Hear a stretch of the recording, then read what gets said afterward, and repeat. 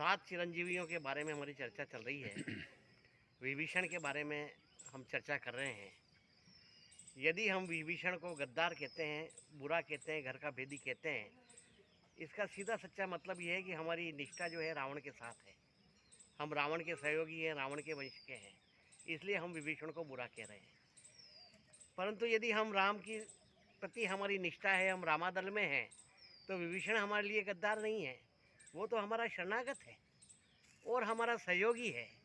विभीषण के सहयोग के बिना लंका पर विजय प्राप्त करना और रावण को मारना संभव नहीं था। समस्त लंका की जानकारियां विभीषण के माध्यम से रामादल को प्राप्त होती थी और विभीषण ने ही राम जी को बताया, जब रावण नहीं मर रहा था तब कहा कि इसकी नाभि में अमृत का कुंड है और उस नाभि को आप जला करके इस अमृत को शोषण करो, तब जाके इसकी मृत्यु होगी। तो रावण को मरने का जो मंत्र बताया था मारने का, वो भी विभीषण के द्वारा दिया गया था।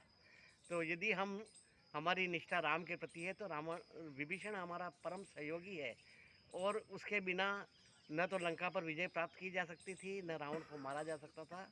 उसी प्रकार से यदि हम आज़ादी की लड़ाई की बात करें तो हमारे लिए जो गद्दार थे उनके बारे में हमने कल बात करी थी, वे थे जयचंद और मीर जाफ़र। परंतु विभीषण के रोल में कौन था जिन्होंने अंग्रेजों के से गद्दारी करी और हमारे देश की आज़ादी में हमारा सहयोग किया? वो लोग विभीषण की श्रेणी में आएंगे। तो देश की आज़ादी भारतीय राष्ट्रीय कांग्रेस के नेतृत्व में लड़ी गई और कांग्रेस की स्थापना किसी भारतीय ने नहीं की। उसकी स्थापना एक अंग्रेज ने की जिसका नाम था A.O. Hume, Elon Octavian Hume, पूरा ही नाम था उनका। वे 1849 से लेकर के 1879 तक 30 वर्ष तक ईस्ट इंडिया कंपनी के अधिकारी रहे और 1885 में उन्होंने भारतीय राष्ट्रीय कांग्रेस की स्थापना की ताकि उसके नेतृत्व में आज़ादी की लड़ाई लड़ी जाए और अंग्रेज़ों से लोहा लिया जाए। अंग्रेज़ों से लोहा लेने के लिए भारतीयों का सहयोग करने के लिए एक अंग्रेजी था और उसके 3 साल बाद में 1801 भी एक अंग्रेज अधिकारी था, वह भारतीय राष्ट्रीय कांग्रेस का अध्यक्ष बना। उसके बाद में 1917 में एनी बेसेंट, वह भी एक अंग्रेज अधिकारी थी और वो भी कांग्रेस की अध्यक्ष रही और उसके नेतृत्व में भी आज़ादी की लड़ाई लड़ी गई।